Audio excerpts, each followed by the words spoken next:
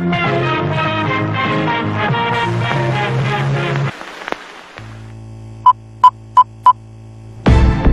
Jack Lutz. Troy Stegner.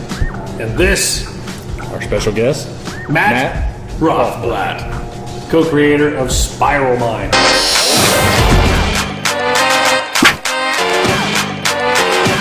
Talk nerdy to me.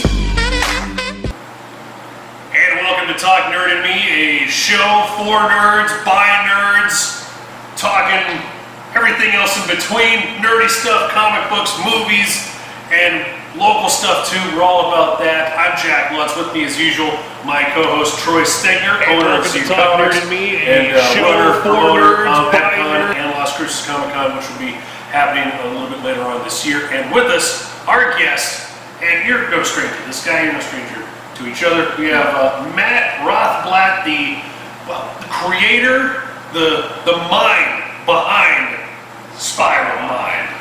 Co-mind, half a mind. We gotta half a mind.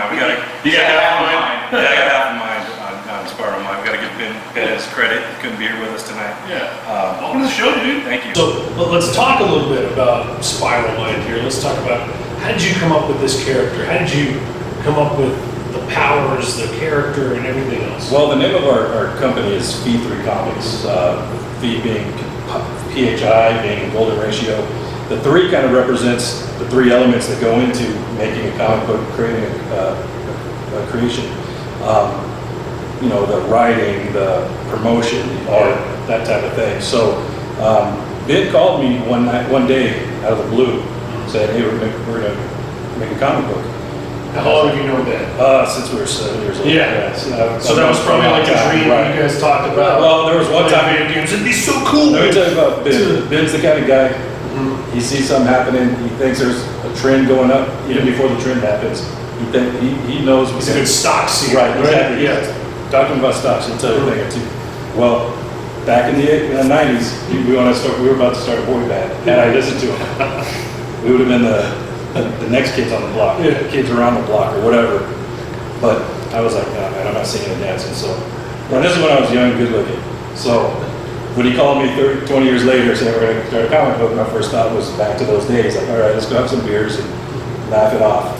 And so something that Benito said to me about a priest who's found corruption all the way up to the Vatican, a rabbi performing exorcism, and a hero. But at the time, he wasn't a superhero. He was more like what had eventually come out as Archer, like a suave, debonair kind of guy, like a Remington Steele type thing, like a James Bond. So I said, you know what, that sounds a lot like Bruce Wayne.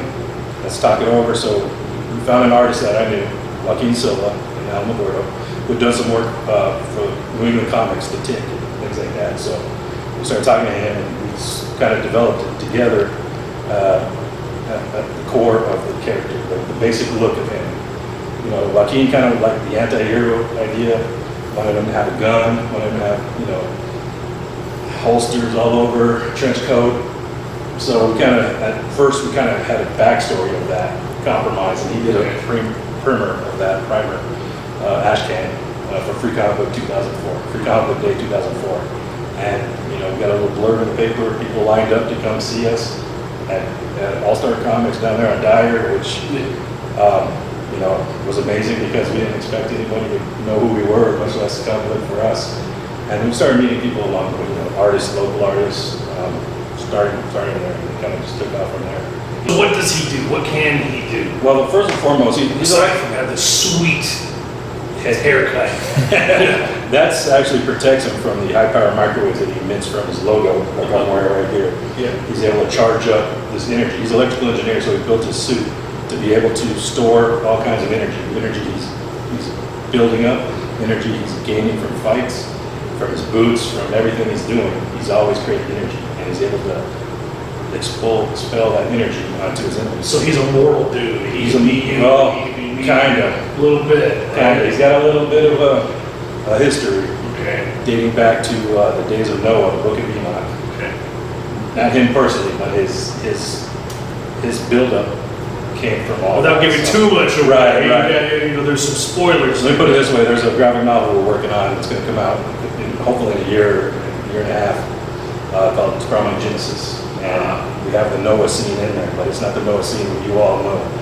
It's got a Nephilim in it, trying to take down the ark.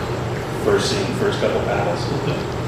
Pretty epic. And the fallen They angels. left that out in the Bible. Fallen angels, Moloch, and, Yeah. and Lucifer, reverse engineering, trying to make the Nephilim more human-like.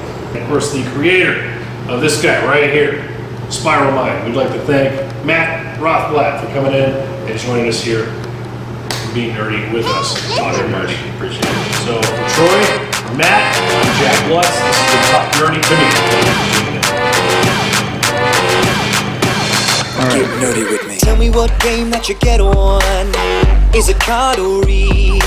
What kind of class do you play, girl? In an RPG?